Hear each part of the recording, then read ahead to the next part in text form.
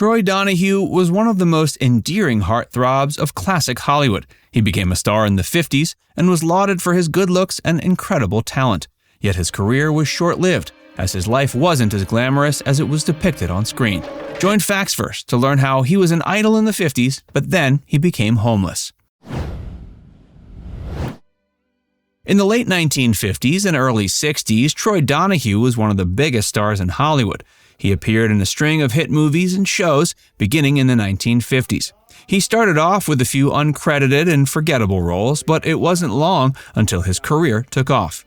Of course, Troy had acting in his genes. He was born as Merle Johnson Jr. on January 27, 1936 in New York City. His mother was a retired stage actress, and his father was the manager of the motion picture department of an automobile company. In an interview later in life, he stated he only wanted to be an actor and knew nothing else. As a child, he would read plays and was fascinated by Broadway. His parents didn't want him to pursue acting, but they couldn't convince him otherwise. The acting bug hit him as a boy, and there was no turning back. Eventually, his good looks and charming personality won him more roles and made him one of the most popular leading men of his generation. From an outsider's perspective, he had it all. He was pursuing his dream career, he was loved by his fans, he was handsome and respected. For whatever reason, Merle, now known as Troy Donahue, began to take drugs and abuse alcohol when his career was going well. It was due to these addictions that his career began to decline. The offers became less and less as he got older, and he was no longer the young heartthrob. He still got the odd role here and there, but they didn't match up to his previous success. Appearing in a B-grade horror film, Click, the Calendar Girl Killer, simply wasn't on the same level as him playing the lead role in the 1961 film Parrish when he was 25. In some ways, he was a James Dean-type figure. He was lauded for his handsomeness and capacity as a leading man early on. He continued to inspire aspiring actors. But despite his legacy, his career and his life weren't going too well as he got older, and he even became homeless. In 1968, he had to declare bankruptcy, and he began to get turned away from casting agents. Around this time, he also spoke out against the Vietnam War, which didn't win him any favors in the industry. He eventually returned to New York to get back on his feet. He still acted, but his acting work wasn't as great. He also wrote several screenplays under a pseudonym. He had a brief comeback in The Godfather Part 2 when he was given a small role by director Francis Ford Coppola. His character was named Merle Johnson, his birth name. Over the next 2 decades, he continued to work sporadically, mostly to survive, rather than doing great work. But in the year 2000, Troy Donahue was able to make an unexpected comeback. He was tracked down by a fan who wanted to write a book about him. The book, Inventing Troy Donahue, The Making of a Movie Star, helped bring back an interest in Troy's life and career. Sadly, he died September 2, 2001 from a heart attack. He was 65. Troy Donahue's secret. Troy Donahue's romantic life was rather exciting. However, he was more successful with on-screen relationships than off-screen ones. He was married 4 times, and they all ended in divorce. His last marriage was with actress Suzanne Pleshette, which only lasted 8 months and 4 days. His marriages hadn't produced any children, but when he was a bit older, Troy realized he had been a father without knowing it. He was reunited with a woman whom he had a relationship with, and she told him he had a son. The boy was now 13, and Troy took a look at him and realized it was his son. The two of them became close immediately, without any issues. One wonders how Troy's life would have been if he met his son earlier and settled down with the boy's mother earlier as well. His womanizing life is one of the reasons why he became financially irresponsible, and this led to his turning to drugs and alcohol. While being a heartthrob might seem glamorous, the decadence that comes with it can lead to one's downfall. But while his life had its tragedies, it's also a story of how he continued to persevere.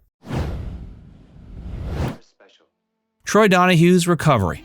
In the 1980s, after about 2 decades of destroying himself with alcohol and drugs, Troy Donahue had hit rock bottom. He was living in a miserable apartment far from the glamour of Beverly Hills.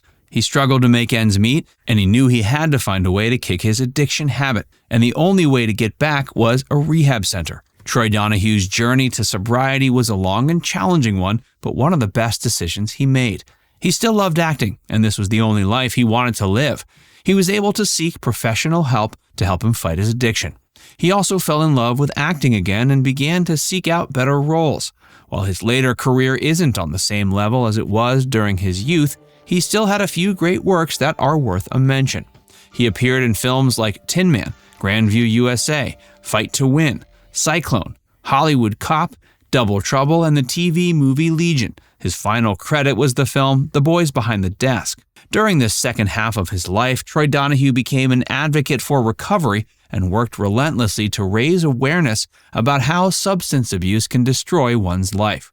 His life was marked by tragedy, but it's also the story of recovery and redemption. Through it all, he was sometimes unappreciated, but never forgotten.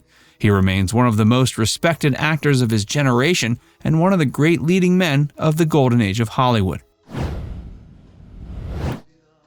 The Legacy of Troy Donahue. The book, Inventing Troy Donahue, The Making of a Movie Star, was released just in time. A year later, we lost Troy, but the book was enough to reignite an interest in his life and career.